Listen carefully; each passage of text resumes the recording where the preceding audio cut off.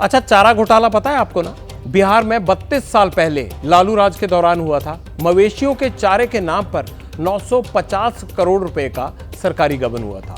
अब तेलंगाना एक कदम आगे निकल गया इससे भी।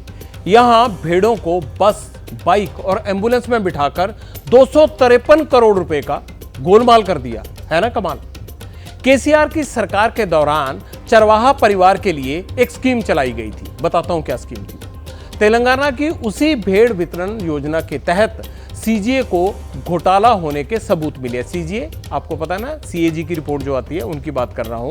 क्या कहा गया है सीएजी की रिपोर्ट में? कहा गया है कि भेड़ों की खरीद और उनकी ढुलाई में गड़बड़ी बड़े स्तर पर हुई है। सीएजी रिपोर्ट में 253 करोड़ रुपए के घोटाले की बात सामने आई, जो भेड़ों को एक से दूसरी जगह ले जाने के लिए ट्रांसपोर्टेशन के नाम पर चार्ज किया गया।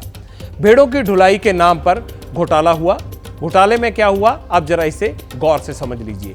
खम्मम जिले में 84 भेड़ों को एम्बुलेंस में भरकर ले जाया गया, वो भी सिर्फ एक ही चक्कर में। एम्बुलेंस का रजिस्ट्रेशन नंबर क्या था? AP 16W 7585, जिसमें भेड़ें ले जाई गई। महबूबनगर में 168 भेड़ों को एक टाटा इंडिका टैक्सी में ले जाया गया। एक मिनट अब सुन लीजिए आप। 4 लोग उसमें बैठ नहीं सकते, लेकिन भेड़ें कितनी हो गई आपने देख ली। अब उसका टैक्सी का नंबर क्या था? TS08 UB 5323। अब नलगोंडा की जिले की बात सुन लीजिए। नलगोंडा जिले में क्या हुआ? एक ऑटो रिक्शा में 126 भेड़ें, 126 भेड़ें ऑटो रिक्शा में। आप मान सकते हैं? 26 भी नहीं बैठ सकते, 5 भी नहीं बैठ सकते। 126 भेड़ें ले गए भाई साहब ऑटो रिक्शा में। नंबर क्या था उसका? AP 29 TB 9231। अब संगारेड्डी में, वहां तो हद ही हो गई। 126 भेड़ों को एक साथ एक मोटरसाइकिल पर ढो दिया गया। आप अंदाजा लगाइए, और सुन के आप हंस रहे होंगे मेरी खबर। एक बाइक पर इतनी भेड़ें चली गई, कमाल है भाई। और बाइक का नंबर क्या था?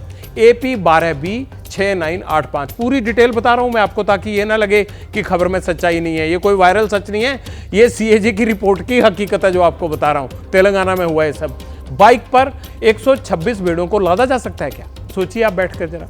भेड़ों की ढुलाई के नाम पर 262 गाड़ियों के रजिस्ट्रेशन नंबर फर्जी मिले हैं। यानी इस गाड़ी में गई, वो नंबर गाड़ी जो है वो और थी, बाइक निकली, पता लगा 126 भेड़ें चली गई। जानवरों की ढुलाई में इस्तेमाल की गई जिन 336 गाड़ियों की जानकारी दी गई है कागजों में, वो सभी नंबर सवारी गाड़ियों के मिले। अब सवारी गाड़ियों में क्या भेड़ों को बिठा के ढो रहे थे? और कौन सवारी गाड़ियों में बताइए आप भेड़ों को ढोता है ना फर्जीवाड़ा। इनमें 53 जिनमें ढोया गया, उन वाहनों की बात हो, इनमें 53 दुपहिया वाहन है। दुपहिया वाहन पे भेड़ कैसे बैठ जाएगी भाई साहब, आप बताइए मुझे। 259 ऑटो रिक्शा हैं, 35 कार हैं, और टैक्सी कितनी है? 27 बसें। कमाल की बात होगी। 2 एम्बुलेंस भी शामिल हैं। अब इनमें भेड़ को ढो रहे थे। अब आप सोचिए कि किस तरह के घपले सरकारी लोग करते हैं।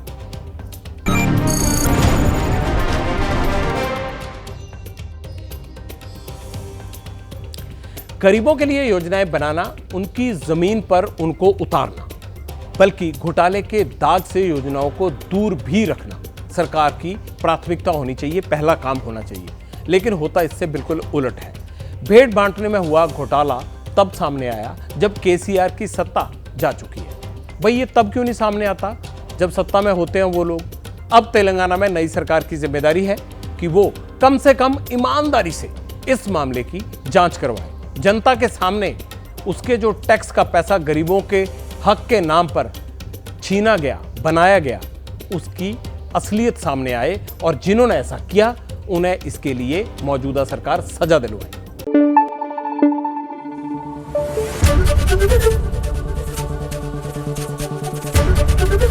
ABP न्यूज आपको रखे आगे।